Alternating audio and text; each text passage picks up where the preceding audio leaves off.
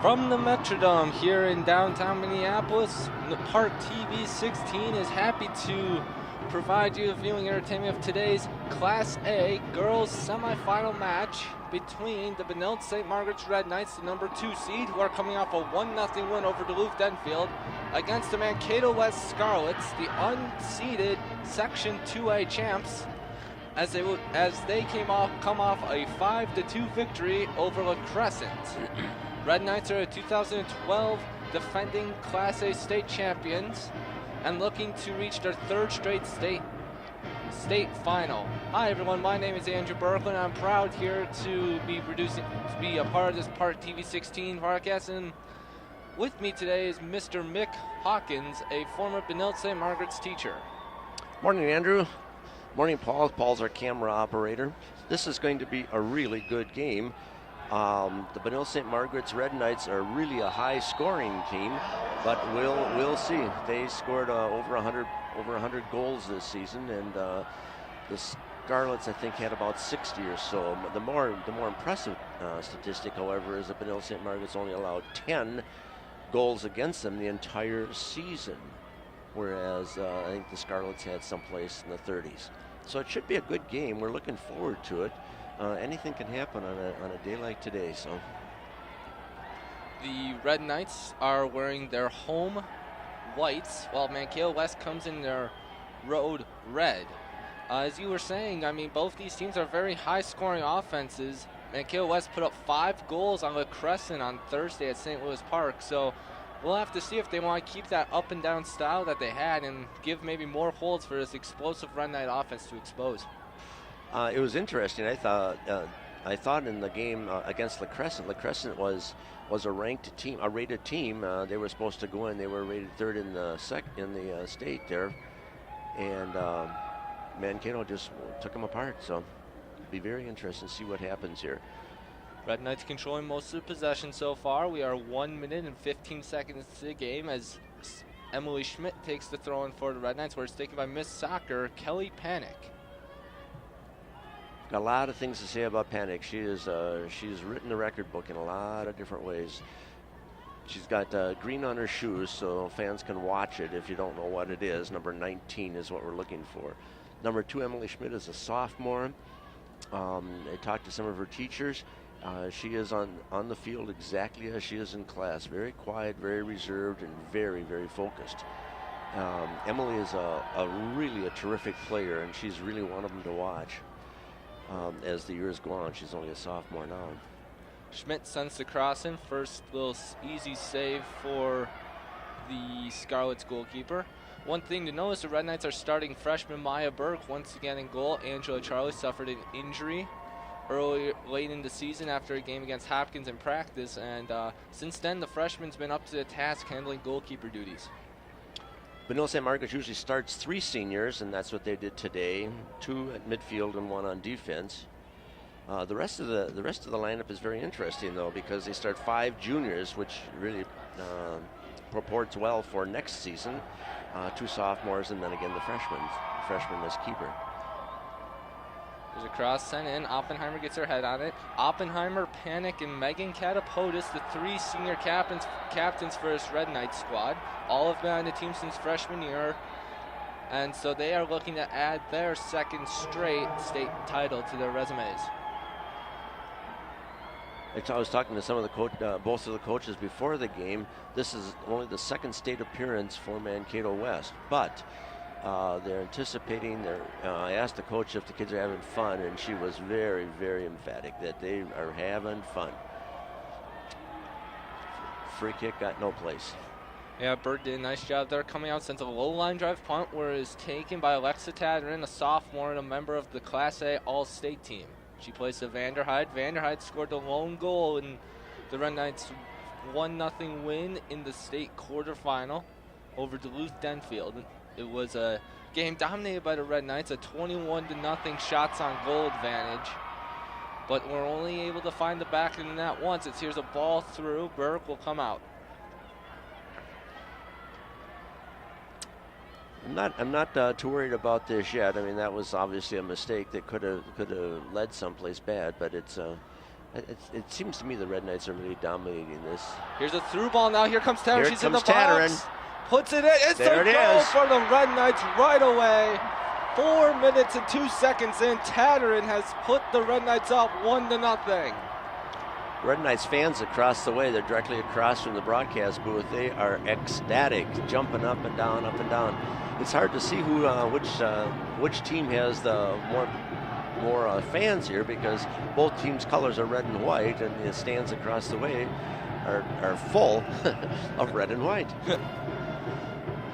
Yeah, and a little bit of a weird situation. Benilde-St. Margaret's had 2 class periods before today, and then allowed students to leave for the game, and now they will be going back to school after this game. And so far, it's a positive vibe amongst the Red Knight fans as they take a 1-0 lead. What about, Andrew, what about the kids who decided not to come to the game? Did they have time off, or what do they do? They had study hours, so. Oh, you're kidding. They stayed right in the building, huh? Yeah. So Tatteren recording her 19th goal of the season. She had 24 assists on the year, so she is second in points to Kelly Panic. But right there gets the all-important first goal. Right. Here's Anna Barger. A little miscommunication between her and Schmidt. Mankato West elects though to keep it in, yet draws a throw-in. And they'll give it to the Red Knights. Okay, now they overruled. Yep, the center ref overruled. Ball's thrown in, header by Scarlets. And we have a push, free kick for the Red Knights. Nice. Did you see who got the assist on that? I believe they might be able to give it to Vanderheide, but it looked like it was on the goal. It looked like it deflected off a Scarlet, but they tried to clear, and Vanderheide must have gotten a touch on it, so they could give the assist to her. That was my read on it as well, which should be great. Barger sends it in. Panic gets a flick on it with her head. Finds Tatteren to goal score. Now she's got some She's space. back again. Look at this. She's on her right foot. Here's a shot. Oh, nice on defense. Good job. That's her favorite foot right there. It's her right. Here's Panic now with a shot, and it's blocked once again. It was a really interesting game last game when the Red Knights played to get here. They played Duluth-Denfield. Denfield played 7 on the 25-yard line, 7 defenders on the 25-yard line, and the rest, 1 goalie, and the rest forwards. But it was just very, very incredibly frustrating for the Red Knights. They were kicking into the Denfield players. I'd never seen anything like that where the defense just stood, waited for them to come. Well, and I think that's one strategy some teams are going to have to beat this Red Knights offense is just pack it in, hope you can possibly get a counterattack with or maybe even a free kick. And right now, Mankato West giving up some shots. They do have pretty much everyone. Here's Panic with a rocket. Wow. And a great save by the Scarlets goalkeeper. Let's see, what's that? Number 1, Katie Lauer, I believe. I mean, that was a rocket shot. Corner kick, Red Knights. That'll be Tatteren again. Has been all season. Here she goes. It's a high arcer curving in. They've got a free header for Coughlin. It'll go wide, elected to stay in, and now the Scarlets will push up. 9 players in the box on that corner kick. The Red Knights have got a couple of really big advantages. And my goodness. Burns with a great cross there. Tatteren just a little bit heavy on her touch. Back again, though. Most of the players on this side is on the Benilde-St. Margaret's side of the 50-yard line. Catapultus plays it out to Tatteren. 2 all-state players making a little connection there. Panic fills into the middle. As does Vanderheide. Good defense there by the Scarlets, preventing Tatteren from getting to the on the sideline, possibly getting a cross in.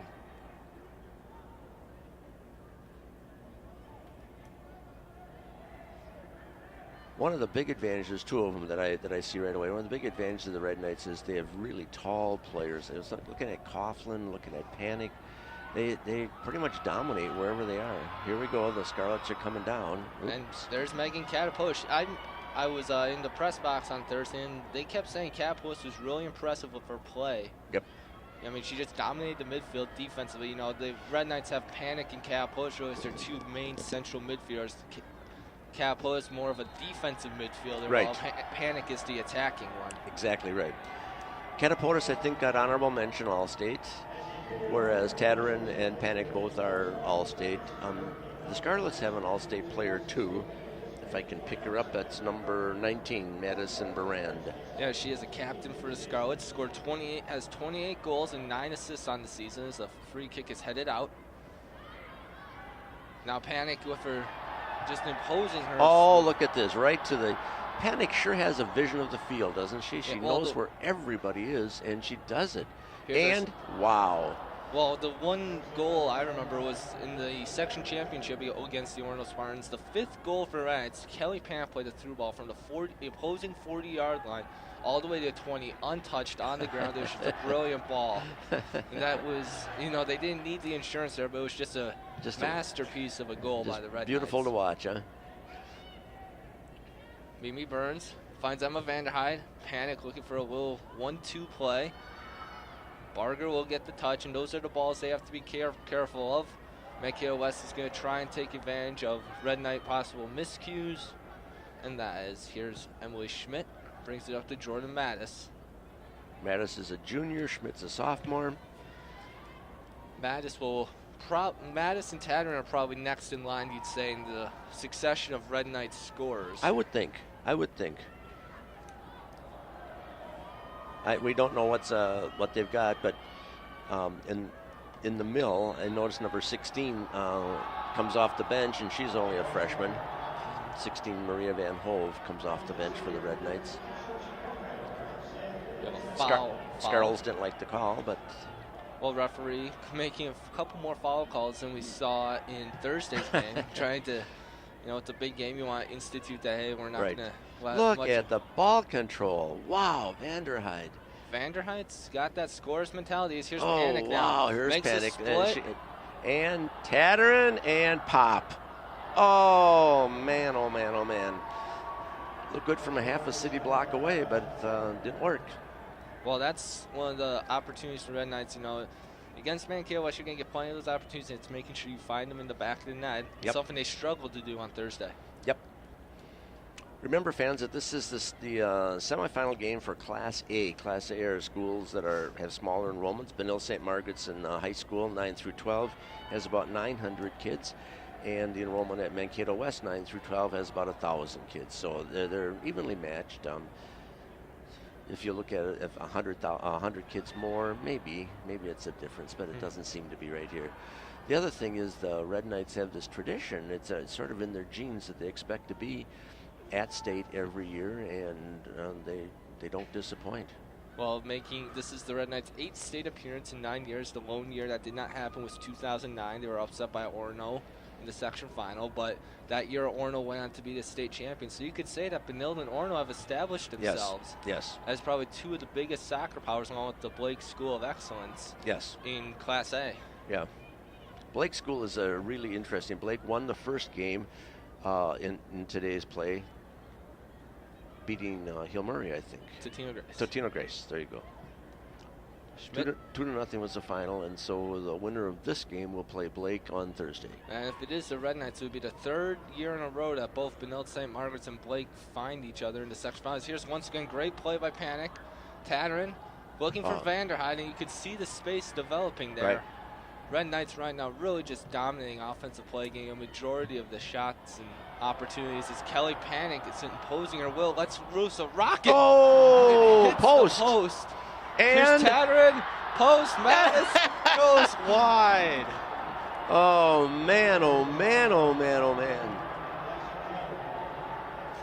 Everybody's adrenaline is flowing now, including that keeper.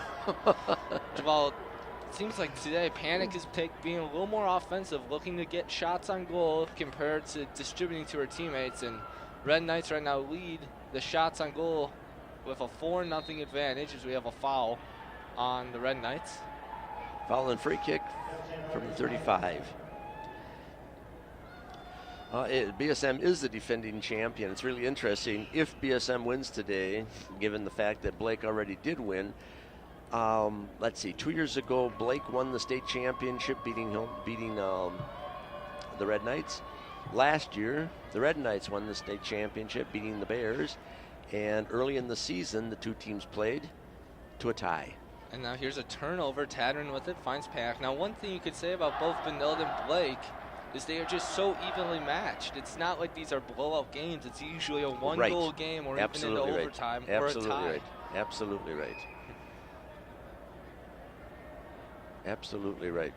Throwing for the Red Knights, maybe a little different for this year for the Red Knights is without the presence of Haley Jarabek and her famous front foot throw-ins. Oppenheimer sends a rocket in the box. It's cleared out, where Catapultus will collect, pressured by a Scarlet defender. Wasn't over? It was over. Okay. Referee making the call. Yep. Let me go back to the history in the genes for BSM. Number 19, Kelly Panic, was just selected Ms. Soccer from Minnesota in the past 10 days or so. That follows Maddie Job, who was Ms. Soccer for the Red Knights in 2009. So it's in the genes. Well, and the thing that made Job's more impressive is she was a goalkeeper. Yes. As here's Burns making some nice play in the midfield, finds Panic. She's got Oppenheimer wide. She elects to play it. Tadron, nope. Unable to find the ball. Panic gonna look. I think she's gonna try and get an angle to shoot. Scarlets aren't gonna let her though. Here's Burns now. She'll let one fly. Another block shot by the Scarlets. It's now Catapultus. Lots of red down there. The Scarlets only have one on offense at Here's this Catapultus, point. plays it to Vanderhyde. Now she plays it out to Burns. Cleared away. Cleared away. Emily Schmidt's on her way.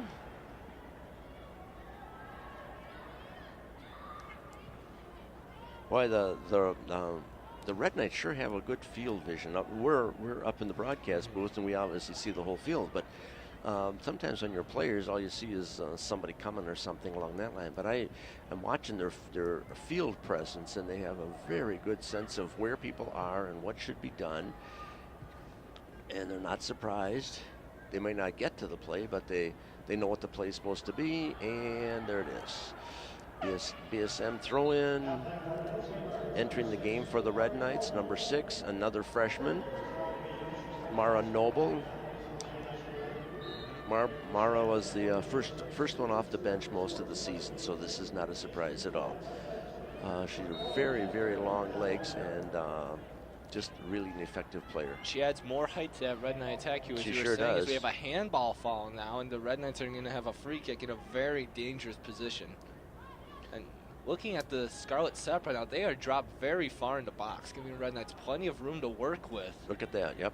Tadron's got the free kick. I would not be surprised if they lay it off to Catapultus or something, allow her to take a shot. No, Tadron elects to cross it in. There it is, and nothing. Will go wide. Those don't count as shots on goal, but man, oh man, they're so close. Tadron for the corner kick. This is our second corner kick of the game. Tadron. I've seen her score twice this season off of a corner kick. One she got it all the way in, and one she got the assist. There's 17. Nope. Collected by Lauer. Now she'll elect for that quick play, trying to catch the Red Knights off guard, but there's 5 Red Knights sprinting back. So I think they've recognized that that's how Mankato West is going to try and get their goals. Right. And there's two players entering the game for the for the Mankato team, 22 and 3. Number 22 is Bree Black, and number 3 is McKenna Beisman. Beisman's a senior, Black's a senior, getting their time. It's only the second time in the 18-year history of Mankato West soccer that they've been to the Metrodome, so it's a very exciting time. Well, in soccer, it might be a new thing, but for football, the last few years, it's been almost a commonplace. It sure has. So the ball is played in. Mankato West trying to establish some possession. Here's number 3, McKenna Boltzmann. She's an 8th grader for the Scarlets. As her cross is batted out of the air by Schmidt. Coughlin now plays it back to Schmidt. And once again, the Red Knights are able to get out of trouble. She's Noble assessing her options, and it takes a deflection off of a Scarlet. Schmidt making the step, and it's Boisman. And now Panic. Panic to Catapotis, 14. 14 to 9, back to 14, back to Catapotis. Catapotis up to Tatarin. That's where she was supposed to be going with it. Well, it looks like the Red Knights are really looking to get those through balls. It's opening up spaces in the midfield, right, trying to just slide it through those gaps. Right. And it led to that first goal, you could say. I've got a very, very interesting statistic about the Red Knights. There we go. Panic again about the Red Knights head coach, Scott Helling-Christie. He's been the head coach at Benilde-St. Margaret's for, I think, 7 years. And he's got over 100 wins. In fact, in the last 4 years, he's had over 70 wins. I've got the statistic here someplace for him. 73 wins, 5 losses, and 6 ties in the last 4 years. Pretty amazing. I asked him where he played his college soccer, assuming it was going to be at one of the powerhouses, and he's, no, I went to Minnesota Duluth, played club soccer, nothing special. But boy, he's got the feel for it. He's got the touch for it. Anna Barger will take the free kick for Red Knights. 4-2 advantage in fouls on Mankato West, but nothing really malicious, you could say. No cards or anything, as Mara Noble now goes down the side, looking to use the entire width of the field. Off of Scarlet, Red Knight ball. Into the game for the Red Knights, number 7. Number 7 is senior Andrea Saavedra. Saavedra is kind of a smaller forward, but she does have good foot skills. She's able to get, she keeps the ball very well in the box and is able to distribute it to her teammates. She started a few games, but mainly a bench player for Scott Helling-Christie. Right. You know, Andrew, when you look at it, the speed on this Red Knights team is incredible. I was talking about their height, but I think also we have to talk about their speed. We have kids on this, the Red Knights have kids on this team who are just really, really fast. Well, and they're physical, too. It's not like they use their speed on the outside and can't handle the physicalness of a defender on them. They embrace it and they use it to their advantage. Yes.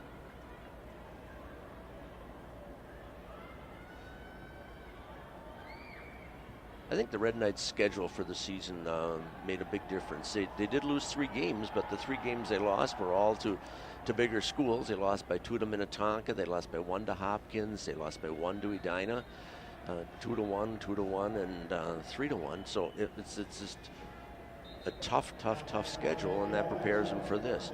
Entering the game for West is number 15, Sierra Storm. She's a senior as well.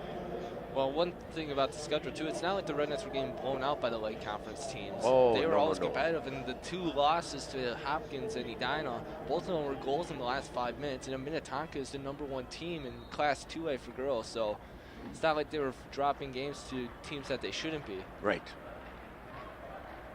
Here's a dangerous ball in, but Mankato West gets to it. Mattis is already in there. She was waiting to take her shot. Noble again. Another nice step. Mattis. See what Mattis does. Finds Noble. She's got Kelly Panic now with some space. Lot of red down there. Lots and lots of red. Yeah, Mankato West has 8 players dropped in the box. Barger making the step. Barger's a junior. She's been on the team since her freshman year. Mara Noble has dropped back, and now there's a turnover. Possibly a chance for the Scarlets, but Maya Berg will come out for the easy pickup.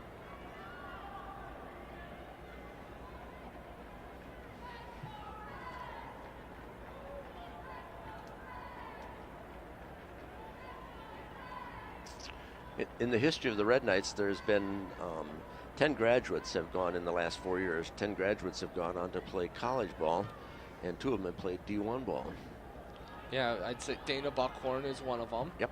She in Vermont. And I believe Maddie Job. Exactly right. Yeah, Buckhorn scored the winning goal last year, in the championship game. And is one of the 4 members of the 100-point club, as we have another substitution for the Red Knights. Back in, no, not back in, into the game for the first time is freshman Maria Van Hove, number 16. If she gets the ball, she can move. She and Tatterin are just speedsters, and it's hard to defend against them because you're always a step behind them. Panic, and Kapos will connect, but Kapos heads it in to see it. Kapos then with a nice touch down the side, showing her foot skills. Look at that. Kapos elects to play back to Oppenheimer, to two of the 3 senior captains connecting there, and here's a nice dangerous through ball. It's headed away by the Scarlets.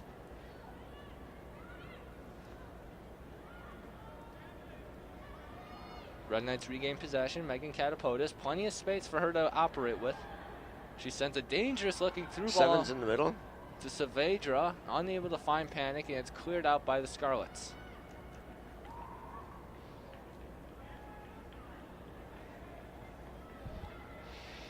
Red Knights hold a 5-0 shots on goal advantage, but Mankato West has been able to at least establish a little possession in the Red Knights' end. As here's Tattern now. Lays it off to Panic. This could be dangerous. Panic sends it in. Tattern. There you go. Oh, nice play on the defense part. They just stood there. Just nice play. Mara Noble adding more height. Maria Van Hove adding more speed and ball control. Emily Schmitz. Finds Saavedra. Saavedra back to Schmitz. Shoot. Out of bounds. Well, I think that right there is where Panic, just a great through ball, and Tattern got the shot, but it's another block shot by the Scarlets. As we have a header, Van Hove wins it. Schmidt now comes in, she has some space, finds Panic. Panic sends a through ball that just unable to get through. She's still got it though, she's still controlling it. Well, she is just dominating the midfield right now. I mean, now she has 3 Scarlets on her. And she's working into the corner. She's going to try and draw a corner kick right now. And didn't get it. Yes, she did. And the Red Knights get a corner kick, though, as it did take a deflection. Yep. Tatterin moves in. The Red Knights offense moves up. 17 is Coughlin, real tall. They'll shoot for Coughlin or Panic under normal sequence. And always in the middle disturbing everybody is Mattis. She's always in the middle, just being a nuisance to the goalie and to the keeper and to the rest of the defense. Tattern will take it this time on the other side. Can't get it maybe looping in as much as he usually would. It draws away. Schmidt will take the step. She lets fire a shot right at the goalie. Right at the goalie. 13:45 left in the first half. Shots on goal, 6 for the Red Knights, 0 for the Scarlets. Scores 1-0, Benilde-St. Margaret's. Van Hove taking a little heavy of a touch there, but it's no problem for Panic. Megan Kapos now. Good show by Saavedra into space, and now here's a through ball. Tatterin, and where she's supposed to be, and defense has got rid of it. Well, good positioning right there by the Scarlets. I'll say. Coughlin, however, snuffing out the Scarlets' counterattack and keeps it with a nice back heel, and the Red Knights will now establish possession deep in their own end.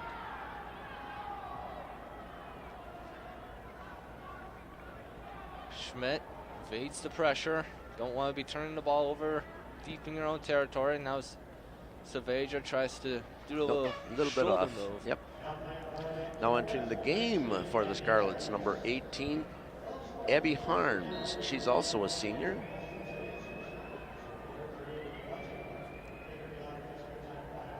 Mankato West, look at the roster. It's about over halfway filled with seniors, so they're a very strong senior leadership on this team, similar to the Red Knights. Just not maybe in the Red Knights just don't have in the numbers that Mankato West does. Panic.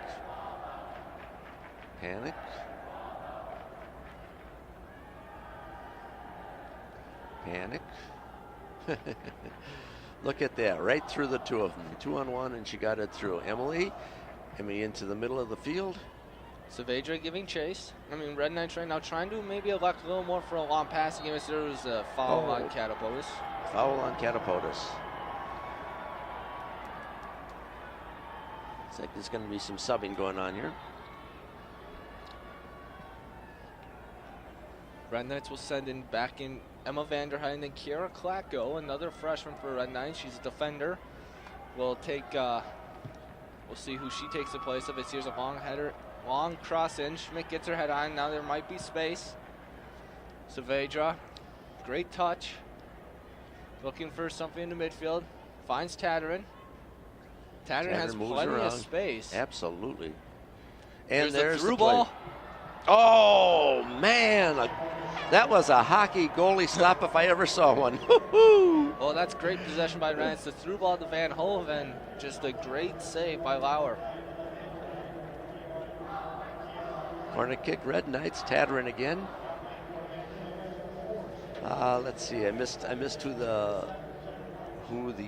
Scarlets sent in. They sent in 3, but I missed them all. Sorry to fans. Number 4, kick, and Tatterin sent it in, and it looks like the Red Knights got solid contact with that. Unfortunately, it was just a little wide. Yep. A little funny that almost 12 hours ago there was a football game going on here.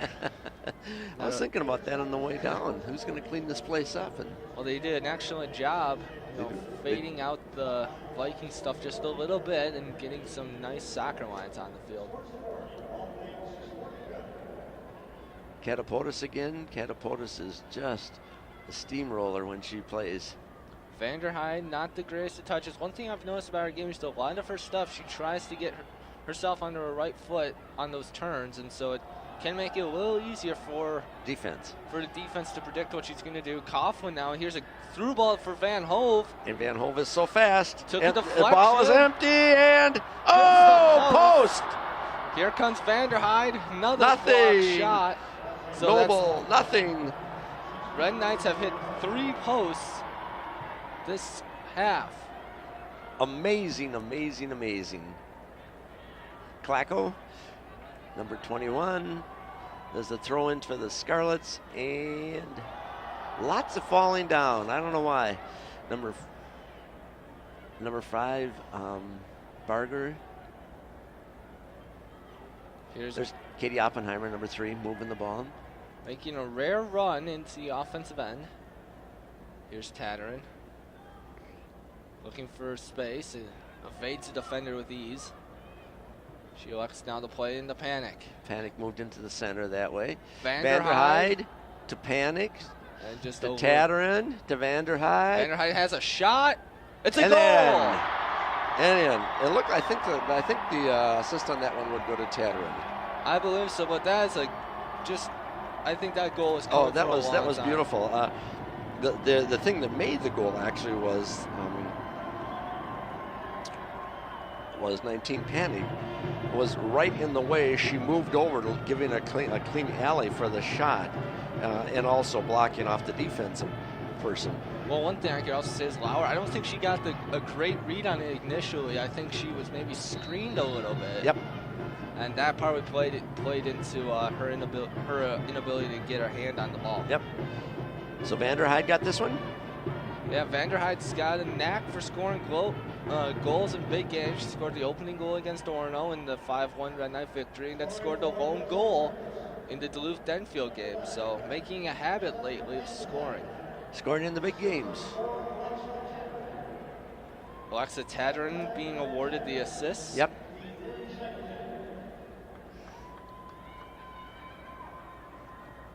Goal kick. It's 8 minutes and 15 seconds on the clock. We're in the second period. We're in the first half. Benilde-St. Margaret's has 2. They have 8 shots on goal versus 0 shots on goal for the Scarlets. Panic gets it up to Tatterin. Tatterin skies above, and now it takes a dangerous bounce, and it's cleared away. But that's one of those plays that, just a little bounce, and it turns into an offensive opportunity. Right. Out of bounds, Scarlet.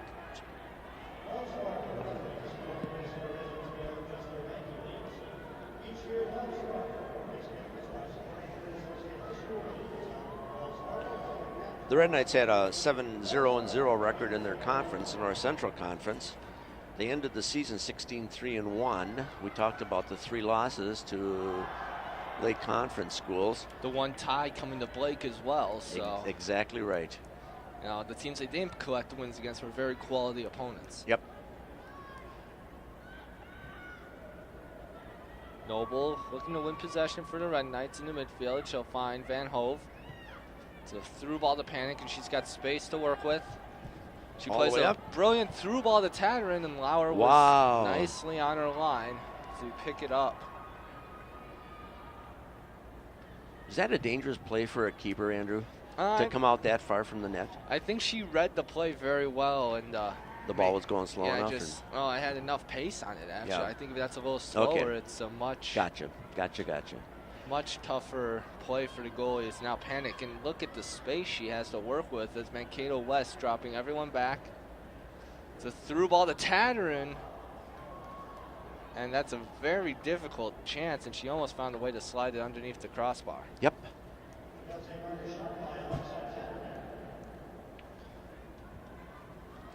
Let's talk about Panic for one more second. I think this is probably one of the best times. Kelly Panic has averaged at least 1 goal per game in each of her 4 seasons. She has 67 goals in 64 games during the regular season in her 4 seasons here. Last year she passed the 100-point mark. Last month she passed the 100-point benchmark. 44 points, 25 goals, 19 assists. If not for a few posts today or a save by Lauer, she'd probably have a couple more. I think the sound of the post is the nicest sound a keeper can have, isn't it? It's when it comes back out. When it goes back in, it's not the. Here's Mankato West now, probably one of their first good opportunities. Yep, they're way down there in Red Knight territory. Throw in, see what we got. Throwing up to the 15, takes a shot. Right off to Coughlin. Coughlin's just an amazing defender. She's got great positioning. She's rarely out of position. Last year, she played more of a midfield role with the departure of Ann Arsons. Noble has plenty of space. Plays to Van Hove, a little far, but she'll collect, and the Red Knights will have a chance to possibly be on the attack once again. Van Hove, Vanderhyde. Now she goes onto that left foot. Clacko again, out of bounds. Unable to keep it in.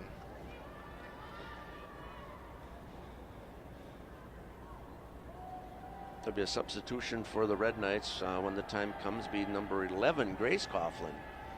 Grace has not played most of the season with an ankle injury. And she is playing soccer for her first year. She is the sister of Allie Coughlin. So she is, though, probably better known for her talents on the basketball field. Right. Or basketball court. Actually, there's Coughlin going into the game. Actually, what we have is there are 2 Division I players on the field, both on Benilde-St. Margaret's side. Panic is a Division I player. She's committed to playing hockey for the university next year, University of Minnesota. And number 11, Coughlin, is the other D1 player so far this season, and she's committed to playing basketball for University of Minnesota. Caterpillars on the attack, looking to split the defense. Unable to get a shot off. Oh, falls boy, right but back she's back to into her. it again. If she's got a left foot kick, keeper saved the day. Well, that was almost another one of those balls that took an unfortunate bounce for the Scarlets.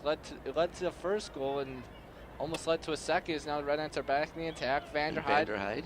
Edge of the box. Right across the middle, exactly where she wants it. Dangerous through ball. And now again, and Panic. Red Knights just getting just a lot of opportunities. And even when the Scarlets do clear it, there's a Red Knight player almost in position to take it right back in. Shots are 9-0 in favor of the Red Knights. There's almost 3 minutes left in the half. Going into the game for the Red Knights is number 10, Elizabeth Ombre. Ombre, it should be noted, she actually did play, she is a midfielder, but she did play a half of goalkeeper against Fridley just to get some work in. They were up 10-0, and she did make one save, so. Panic is off the field. Red Knight ball. Free kick. Free kick for Reds. Oppenheimer. Oppenheimer will send it in. It's a high lofting ball. Lauer elects to nice stay. ball. Wow, beautiful. Exactly where she wanted it. Van Hove elects to play Klacko. Now she's got Catapodis. And they just reset, don't they? And I think one thing that's really underestimated is also the width of Benilde-St. Margaret's home field. It's one of the widest fields in the state, and that translates when they go to play here as they were used to the width compared to some other schools. Kaufman getting a touch and elects to play back to Oppenheimer. Catapodis assessing her options. This has got to be really exciting for a high school kid to be on the Metrodome floor, isn't it? I mean, you'd have to say it's the biggest stage in high school soccer for lot of these kids, and yes, indeed. You know, and it's a culmination of all their efforts throughout the year, and it comes down almost to just a few games. Yep. So those practices in the 94-degree weather in August are all making sense all of a sudden. Yeah. Yeah, that's really nice. Here's Catapodis assessing her options. Plays a great through ball to Coughlin, giving chase. 1 minute remaining.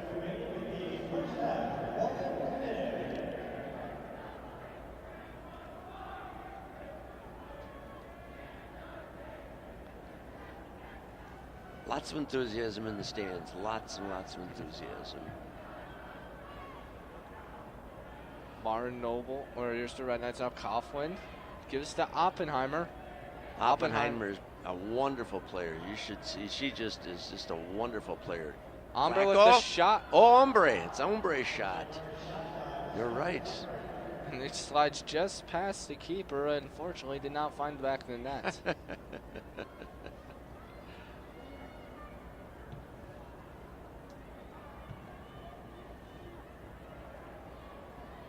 Uh-oh. Nothing. Nope. No penalty.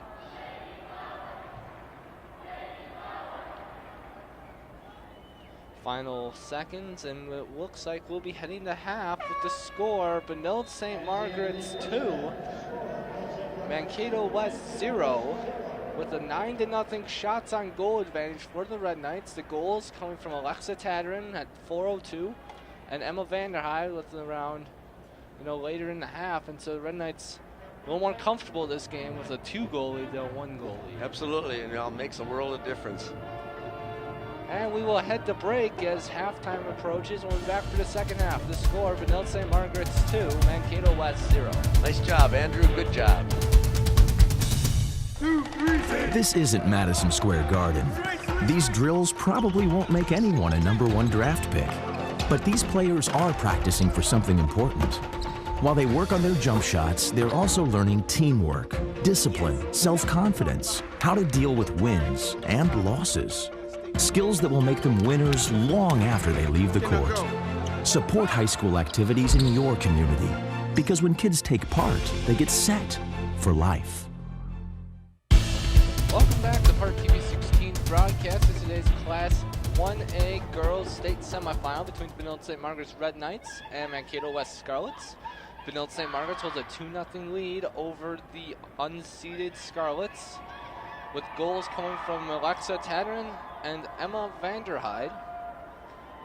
The Red Knights also do hold, though, a 9-0 shots on goal advantage and a 4-0 advantage in corner kicks, and have hit the framework 3 times. I'm Andrew Berkland. I'm joined by Mr. Hawkins, and we're here to give you the second half. Thank you, Mr. Berkland. This has been an exciting game, especially if you're a Red Knights fan. I had an interesting conversation with the coach from Mankato before the game. She said she's been the head coach for 18 years, and to me she looked like she was probably a 25-year-old, so I was just blown away by that. She's been the only coach that the Scarlets have known in girls soccer. And this is their second appearance at state, and they're very confident, and they upset to get here, and so though they were not seeded, they are here where they're supposed to be. Here's Panic sending a long through ball. Tadron making a run. Tadron still has a chance. Oh, wow. Right away, they come out of the gate looking to increase that lead, but Lauer making a great catch on that. The thing that's impressive about that is she made the save, but she held on to it as well. That's the thing I was impressed by was Tadron jumping and using the side of her right foot to advance the ball. She was probably 3 feet in the air when she made contact with the ball. Throwing Scarlets.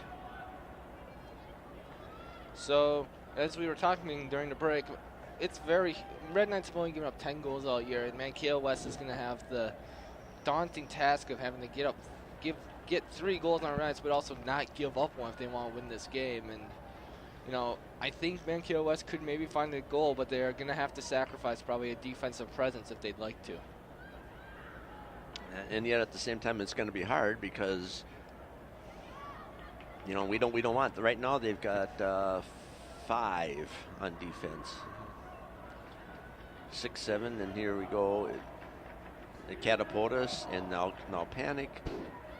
Panic is really just, Panic and Capos have really just dominated the middle of the field. Not only today's game, but also on Thursday. Oppenheimer, number 3, over to Tadron. Tadron loses the ball. Tadron picks up the ball. Panic. It's an own goal. They'll give it to Panic. But wow, what a shame. What a shame. And the Red Knights student section, I don't think they realize the Red Knights have scored, actually. It's an own goal. The worst example of an own goal that I saw was about 5 years ago. Red Knights were playing Orono for the right to go to state, and the score was 1-0 at the end, and the one was an own goal by one of the Red Knights players, and it's just, what a shame. And I mean, there's nothing you can do about it. I mean, the kid was where she was supposed to be, so we're not faulting her, and she certainly didn't want to, she certainly didn't kick the ball, did it? Just ricocheted off her, and there we go. Boy, oh boy, oh boy, too bad. Red Knights now hold a 3-0 lead over Mankato West. Tadron come back in, Vanderheid again. Ooh, boy. Lauer with the save. Yep. But plenty of space again for Vanderheid to get the shot off. Catapultus now coming down the wing. Feinschmidt. They give Tadron the assist. Her 3rd point of the game. Scoring a goal and providing assists on 2 of them. Vanderheid, lots of space. Panic, unable to find the cutting Mattis. Well, that's really amazing, isn't it? Tadron's only a sophomore, and she's this good. Her brother plays varsity soccer as well for the Red Knights, and he was really an impressive soccer player, too. He was named Class A Honorable Mention All-State. Junior midfielder Aiden O'Driscoll given All-State honors. Corner kick, Red Knights. Tadron again. Entering the game for the Red Knights, number 6, Mara Noble.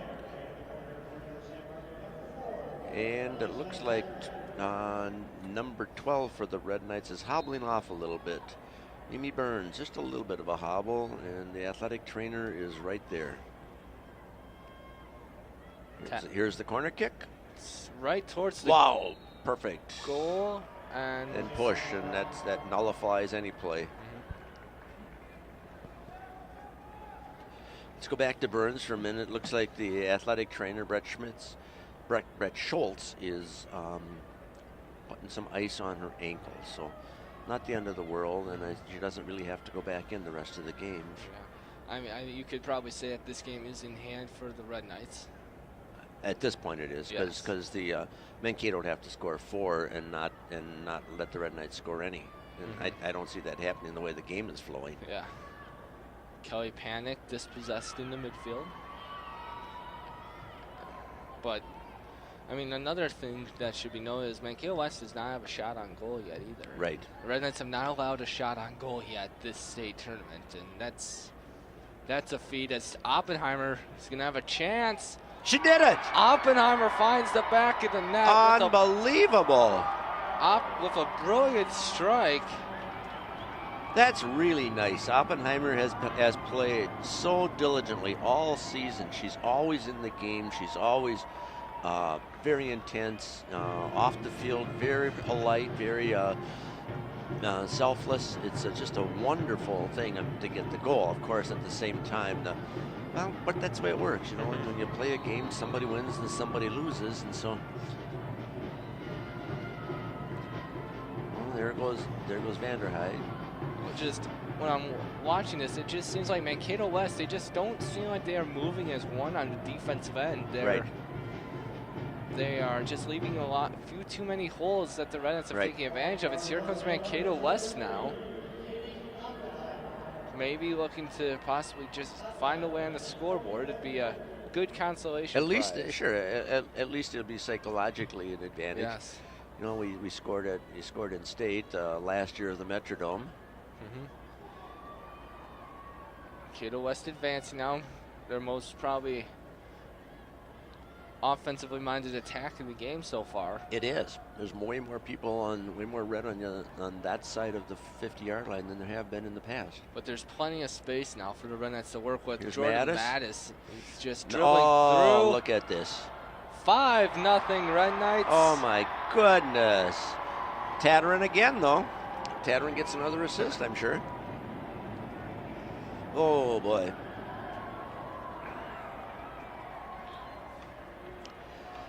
"14 shots on goal for the Red Knights, 5 goals out of that. No shots on goal for the Scarlet, and no points. And it's 5-0 now. And you could say that this Red Knights team, they are peaking at the right moment. What do you do in this situation, Andrew? Do you start subbing to get the bench on the field? I think they will pretty soon. Or do you let the varsity the starters keep going and as a preparation for Blake on Thursday? I think that's a decision for Scott Helen Christie. I would say he's probably going to get the subs in pretty soon. You don't want someone like Kelly Panic getting hurt or anything. Getting hurt. Yep. Red Knights just moving the ball. Here's Panic. Unable to find the Red Knight in the box. Scarlet's just going to kick it out of bounds if they can, and they can. Oh. Oppenheimer's got a really nice throw. Is there actually a very nice throw, as you just mentioned, and found Vanderhyde unable to get the touch.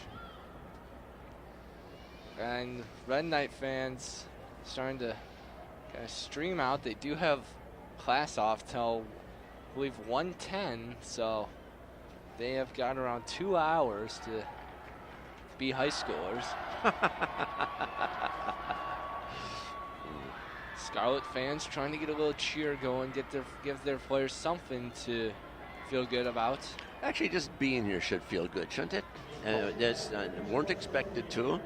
And they didn't win a fluky game when they beat La Crescent. They beat them solidly. So, yeah, but looks like Scott Helen Christie's got some Red Knights warming up on this side. They're running now and kicking, stretching, that kind of a thing. Oppenheim with the step.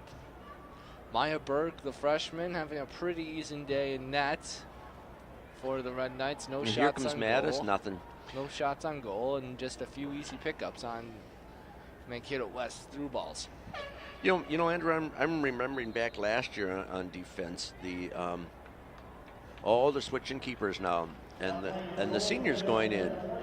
Looks like she must be strong enough from the ankle injury. The senior Angela Charlie entering the game, and big round of applause for the freshman.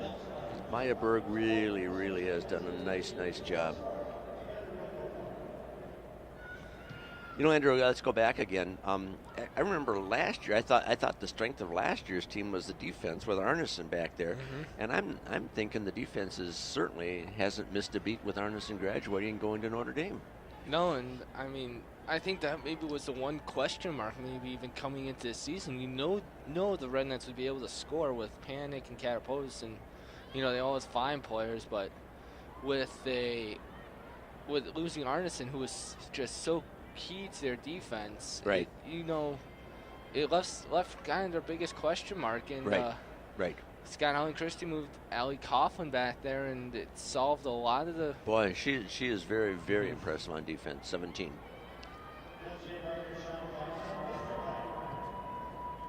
15-0 shots on goal advantage for the Red Knights.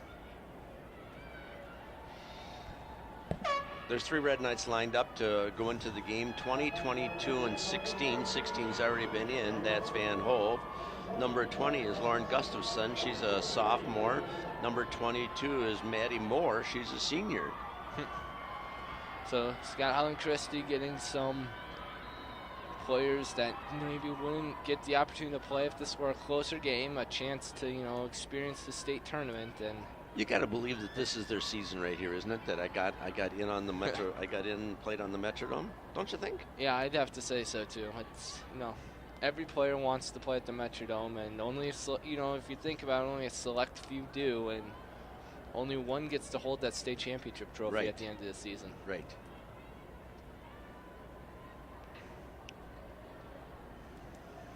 Played back to Coughlin, boots it up.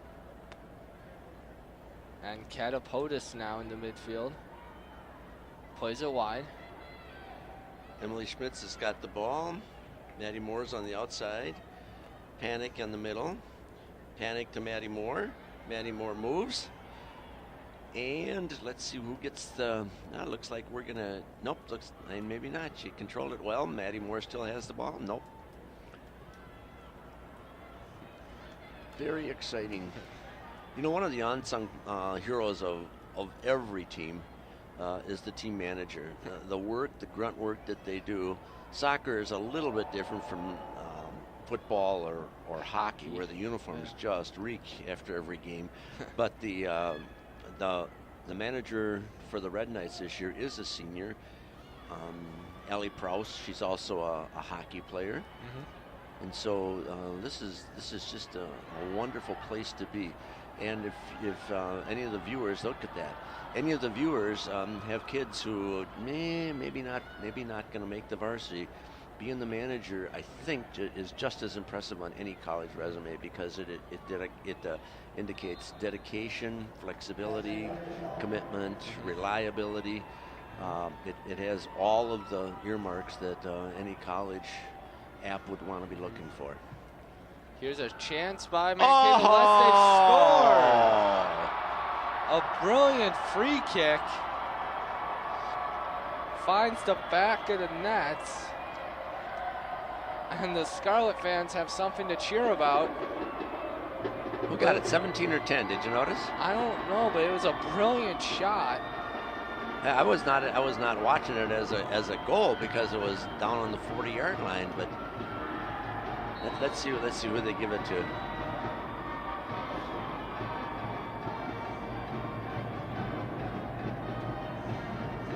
So that's the 11th goal scored against the Red Knights this season. But probably more impressive, that's the first shot on goal allowed by the Red Knights this state tournament.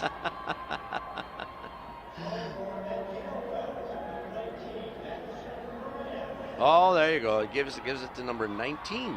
So Brandt, the All-State member. Yep. Cuts the lead to 5-1, but still probably a cheering point for Mankato West. Yep, Madison did a good job. Now the Scarlets are starting to substitute number 3 and number 22. 3 is McKenna Busman. She's an 8th grader. Number 22 moving in is Bree Black. She's a senior. It's a way to do it, to get everybody in there. And actually the storybook is that the player for the Scarlets who scored the goal is their leading scorer. So it fits the storybook very well. Panic finds Vanderhyde. Panic is wide open in the middle. Yeah, I was expecting maybe a little of a back heel there by Vanderhyde, unable to make the play. Right.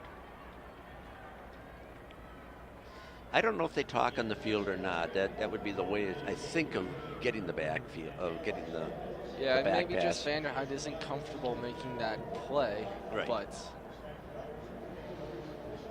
it's something that comes along with playing multiple years with each other. And right. No, it's a very difficult play, though, as well. Oh, right. If it's going to go anyplace. Right. Panic into midfield once again. Pan to Cataportas, to Schmitz, I'm sorry, right there. So after these games, there will be 2 boys Class A quarterfinals as Panic taken down, no foul call. Here's Marie Van Hove, freshman. Nope. After this game, there will be the 2 1A boys soccer semifinals and the 2A boys soccer semifinals. Remember who's playing?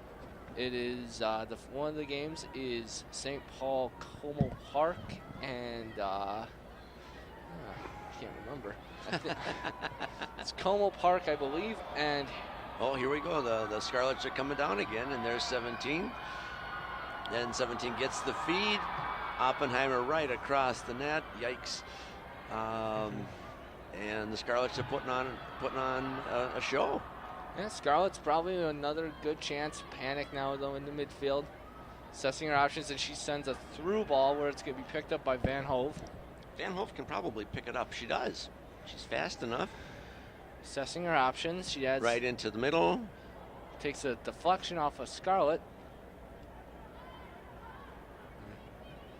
Katie Oppenheimer. Panic. Tries for the through ball. It's cleared away. Panic to Moore, or aiming for Moore. There's Moore again. Maddie Moore, number 22. Out most of the season again with an injury. Panic. Cataportas. Shooting for Panic. There's not much intensity at this point, is there? You could say that the noise level and the crowd level has died down. Right. But I can guarantee you Thursday when Blake and Benilde match up, it's going to be pretty... That's going to be an intense game. And it's the way it's supposed to be in terms of the seedings. Blake was seeded number 1 for this tournament. The Red Knights seeded number 2 for this tournament. So this is where it's supposed to be. Kelly Panic, a through ball to Van Hove. Van Hove with the left foot. Oh, almost. Bauer, I think, got a touch on that and punched it away from the cutting Vanderhyde. They give her a shot on goal as we have a foul. Red ball. 24 minutes left in the second half in the game. Score is 5-1. Red Knights. Shots on goal 15-1. That's a pretty good scoring percentage, though, isn't it, Andrew? Yeah, 33%. No, I was thinking more of theirs. Oh yeah, yeah. Vanderhyde, nothing going there. We'll have a foul on the Red Knights. It looked to me like they ran into each other. Yeah, it's their 9th foul of the game.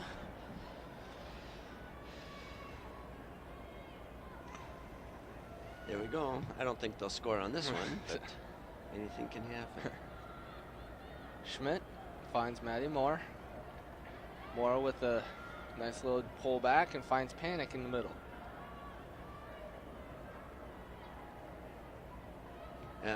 Number 20 for the Red Knights is Lauren Gustafson. She's the sophomore, one of the sophomores. Here comes Oppenheimer, number 3 in the corner and out of bounds. Now entering the game for the Scarlets are 15 and 18. 18 is Abby Harms, she's a senior. 15 is Sierra Storm, she's a senior as well.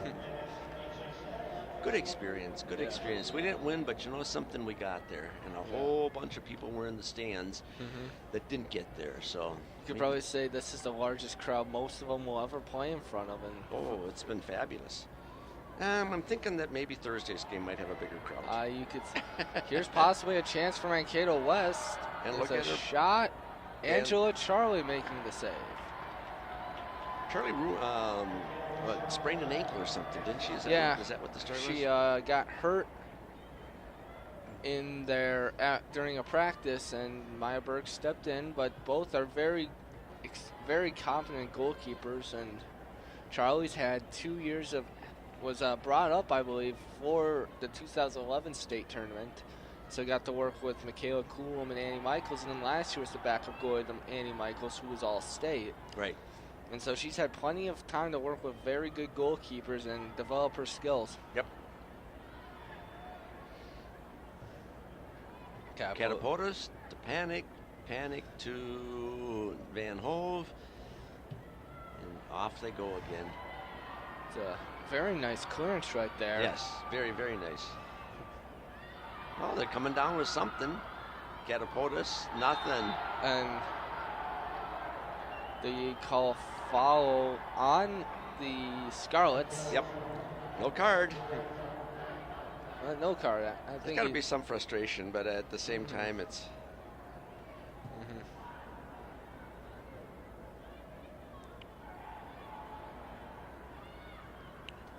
Number 20 is Gustafson with the ball. Gustafson, Van Hove, Schmitz saves it, brings it back in. Gustafson over to Oppenheimer. Oppenheimer controls it. Oppenheimer to Moore. Oh, then they Scarlets got in. Moore again. Moore's in the middle. Moore's in the middle. Schmitz. Catapultus. Schmitz. Schmitz, and oh, she's carrying it. And let's see where it goes. Looks like a corner to me. Corner kick, Red Knights. It's the Red Knights' 5th corner kick of the game. 10, 21, and 6 are all going in for the Red Knights. 10 is Elizabeth Ombre, 21 is Kiara Clacko, and 6 is Mara Noble.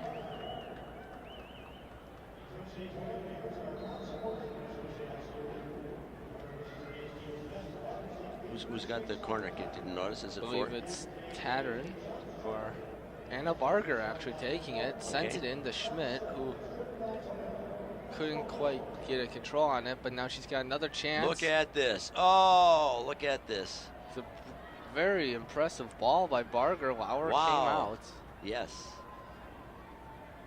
And we will have a throw-in for the Red Knights. 19 minutes remaining. Most of the Red Knight students have departed from the Metrodome Mankato West, staying behind to cheer on their team. Also, they can't go anyplace because they took the bus up. Panic trying to show off a couple moves, unable to draw a corner kick or advance. Entering the game for the Scarlets is number 16, Lauren Caldwell. She's a freshman. Both coaches are doing a really nice job getting their substitutions in, letting the kids have the experience. I played on the Metrodome floor when it was the Metrodome floor. Yeah, next year the state tournament will be taking place at St. Cloud State. Really? Yeah, it's a little more central for the outstate schools. A lot of the metro schools, you know, you can see where they don't have favor with that, is now they have to provide busing and everything up to those sites. Is it an artificial turf? Yes, that is one of the things, though, is it is artificial turf, so. But not domed. It's not domed, so it will be cold. Yeah, it's going to be cold. Cold and rainy. I think maybe we're spoiled here, Andrew, with this kind of a setup. Yeah. Clacko. Yep. Assessing her options. She's got some nice speed.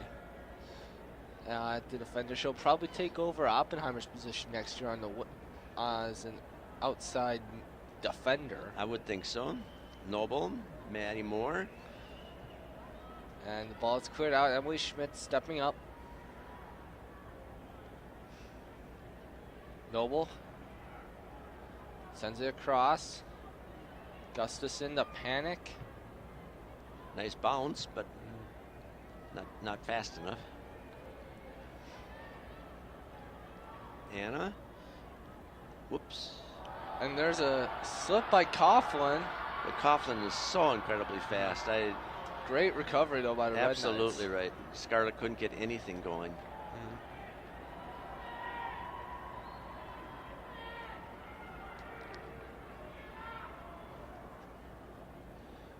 Grace Coughlin standing on the sideline waiting to go in. Grace Coughlin, the senior. Out of bounds. Grace Coughlin entering the game for the Red Knights. Again, she's the Division I player going to the University of Minnesota for basketball. She's a point guard, very, very fast, incredibly athletic. And who's coming off? Emily Schmitz? Looks like Maddie Moore. Maddie Moore is coming off. You're right, 22. I see that. Cato West lets loose with a shot. Goes over the crossbar.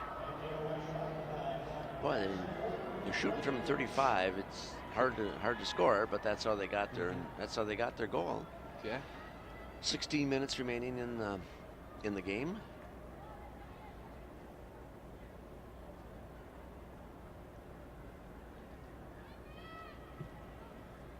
Barger taking the goal kick. Yep. Noble controlling the ball. Up to Ombre to Panic to Van Hove, or trying to get to Van Hove.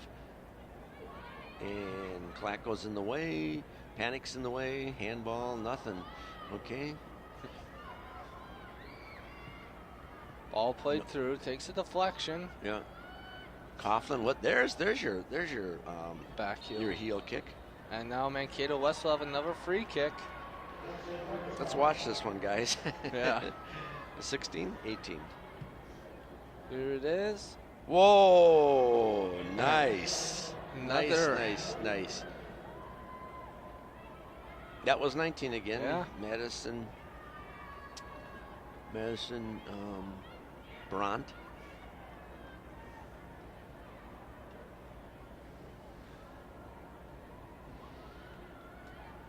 Coughlin in the box. Plays to Barger. Boy, it's really fun watching good teams play, isn't it? Yeah, and A lot of people don't like soccer, and I just see the beauty of every play. Well, you have to get 11 players that all have different skill level and are all playing in different position, and get them to work together as a team. Right. As Gustafson plays out to Schmidt. Ombre's up there in the corner. So Ombre's taking Tattarin's place. Emily Schmitz.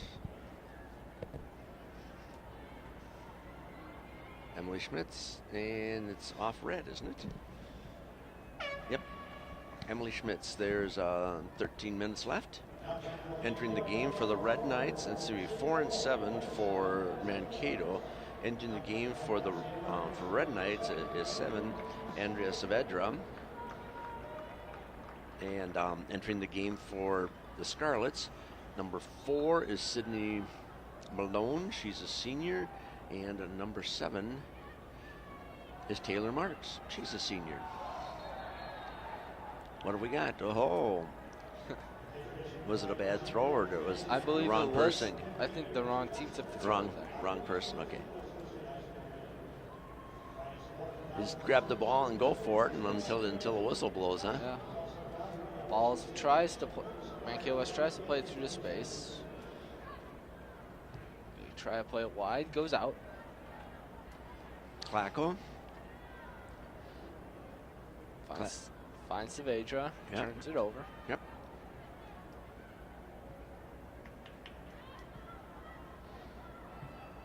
I don't know if there's any starters on the field anymore. Yep, 17 and 5 and 2. So on defense, all the starters are still there, but otherwise, there's no starters on the field anymore.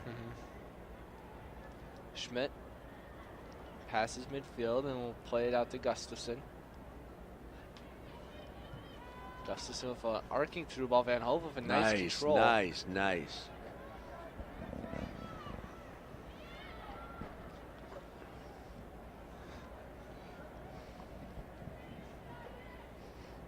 You know, Andrew, it's really very impressive when you think about it, because there are 14-year-olds out there playing right now, the freshmen.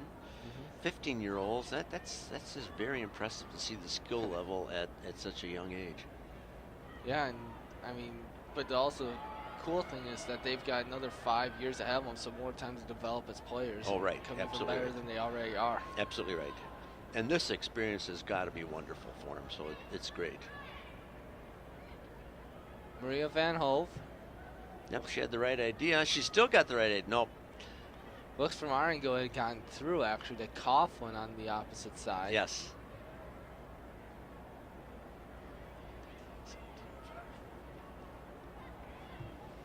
Gustafson finds Van Hove. Elects to play it back to Noble. Noble finds Coughlin.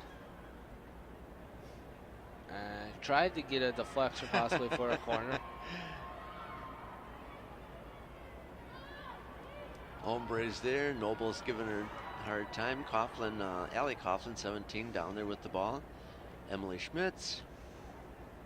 Schmitz back up to Noble for number 6. Everybody's in slow motion here. Well, the atmosphere has kind of died down here. Right. Since the Reds have established their 5-1 lead. Right. Right, you are. Goalie kick entering the game now. Entering the game for the Scarlets. Number 17, Hannah Fox, a senior. And number 5, Riley Deco, a senior. Lots and lots of seniors. They got to play. They got to play. As far as the Red Knights are concerned, number 8 entered the game. That's Megan Hamilton. She's a junior.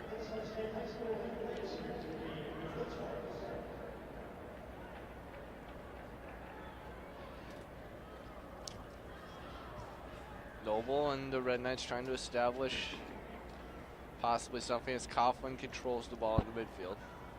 Plays it through, Saavedra making a run. Yeah, she is fast, you're right. And be a throw-in for the Red Knights. We have to look at Scott Helling Christie's record for the last 4 years. Last year, they were 16-3-1. The one was a tie to Blake. 2012, 21-0-1. The one was a tie to Blake. 2011, 18-1-3. The loss was to Blake. A loss was to Blake. 2010, 18-1-1. So his 4-year total, 73 wins, 5 losses, 6 ties. Not a bad record. Not bad. Mankato West is in the Big 9 conference, and their head coach is Chrissy Michaela. I haven't talked about her enough this game. Her record this season is 13-5-2.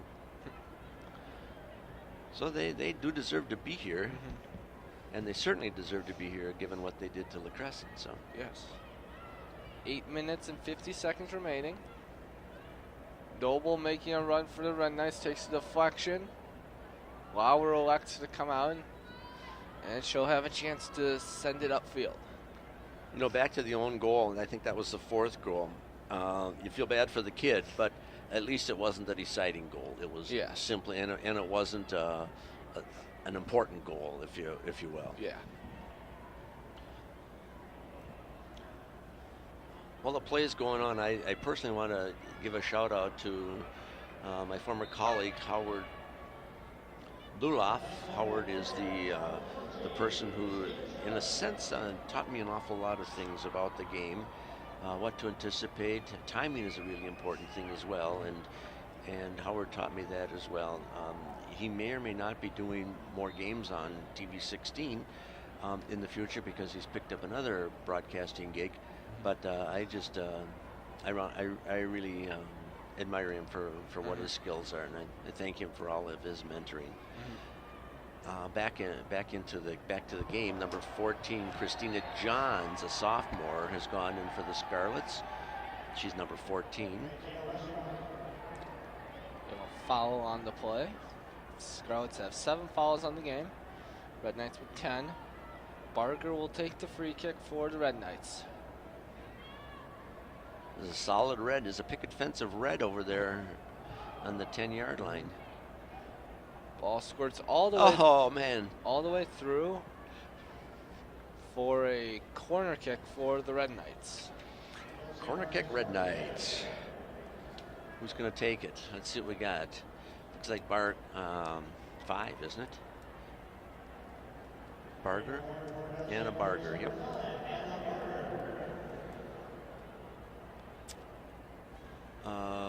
Let's see what we got here. This is a different formation. The formation has Red Knights out and about. At a moment in time, they will start running, and there they go. It's a rocket all the way through. Yep. Now Mankato West could possibly make a run. Clacko was the last one back. Hamilton dropped, so. But Bargo, look at that. She's back. She's back already. She ran 60 yards in about 3 seconds to go from the corner back to the 40-yard line. Wow. Coughlin, finding Coughlin right there, but it's with Ombre. Grace now with it. Dispossessed.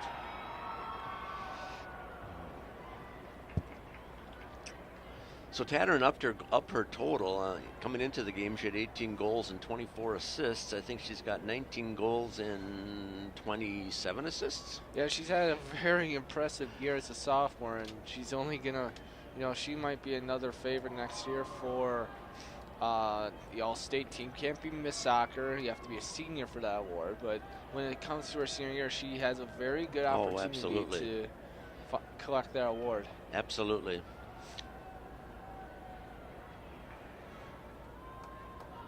So the Scarlet averages three goals a game, but Here's a shot. Charlie making the pickup. Yep, Charlie made the pickup. No, the goal that the Scarlets made was sort of a disadvantage to Charlie because she had just entered the game, and I don't think she'd been in there 2 minutes, and it was the first shots she saw, and it was from the 35-yard line. Who would have thunk? Yeah. And that's how the Scarlets made their. Well, I think it's also a little funny is the last few years, a lot of the goals the Red Knights have given up in the state tournament have been goals that have been free kicks that were just a little higher. Remember last year, Michaels against Orono, that was the one goal Orono scored. Right. Against St. Peter, same situation. And so it's a common theme. And, these goals, I mean, if you can just place it perfectly, it's very tough for a goalie to have the reach. Right. To get it, so you can't really blame the goalies, and you have to admire the. It's an awful big net. You have to more admire the skill of the shot taker. Actually, I think that last year the overtime goal was a dead ball goal, as I recall too. Yeah, Dana Buckhorn's game winner was a free kick, and it just went in and deflected off of a Blake player. And into the net. 4 minutes remaining on the clock. 15 shots for the Red Knights, 5 shots for the Scarlet. They've got all 5 this half. Red Knights have 6 corner kicks and not a goal to show for it yet. What would be the percentage of corner kicks that should score, Andrew? Any idea? I'd say for corner kicks, it's maybe not more about scoring. It's creating a scoring opportunity. Right. That's what I was going with. I'd say the play. At least 50 or 60% of them you should have at least a positive touch. Really? And I'd say about 10% of them, 10 to 20% you should score. Really? Wow. I mean, they're set pieces, so you have time to work it out, but also it's an advantage for you because you've had a chance. It's a scoring opportunity. Right, and you control the whole thing. Yeah, you have to take advantage of it. Right, you are. In hockey, a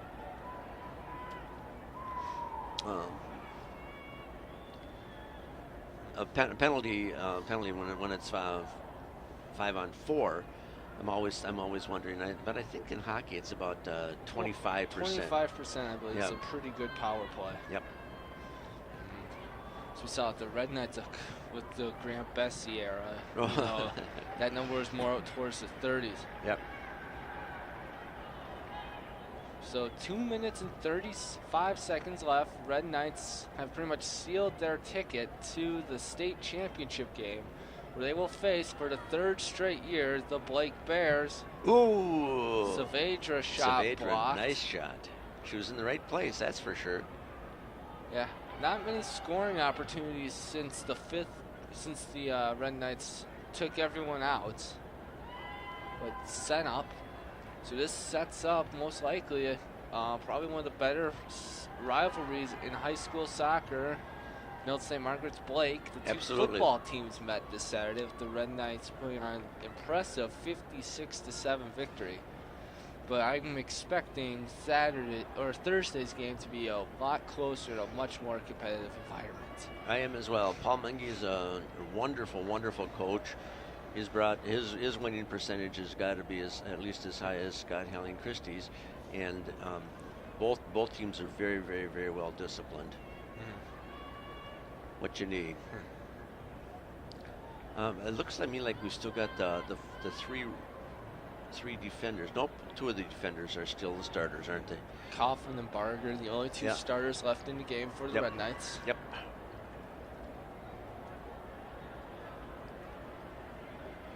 And I think they pretty much played their. Let me go down the lineups here. It looks to me, nope, they played everybody on the bench too. So everybody on the Red Knights has been on the field. 1 minute left, 1 minute remaining. Red Knight fans heading for the exits. Mankato West, to their credit, has stuck around to cheer on their team, and I think that's the right thing to do. They've given, the scoreboard's not in their favor, but they've given 100% the entire game. Absolutely. Throw in Scarlets. So after this game is two boys Class A semifinals. Did you ever get it figured out? St. Paul Como against who? No, I didn't quite get it. Bauer with the clearance. I do know that the two boys games are Andover and Mankato, or Andover and North St. Paul, and then Edina and Eastview. Wasn't Andover a surprise? Andover, I think the thing I heard was Southwest kind of took them a little lightly. I was very surprised when I saw that. Right.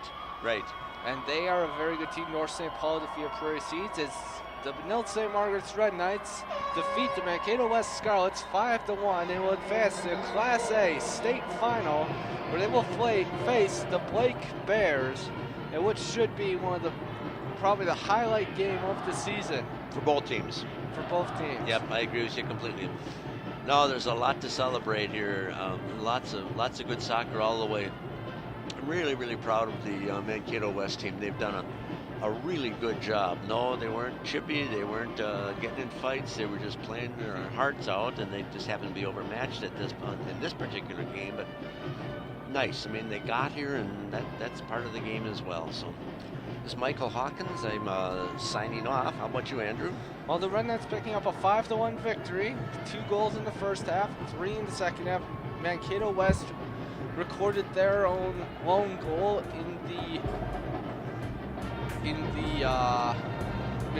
after all the Red Knight goals. It was a beautiful free kick. But alas, it was not enough. Red Knights picking up a dominant 5-1 victory and will advance to the state final where they face the Blake Bears for the 3rd consecutive year. I'm Andrew Berkland. Thanks to Mick Hawkins and Paul Broden for their work.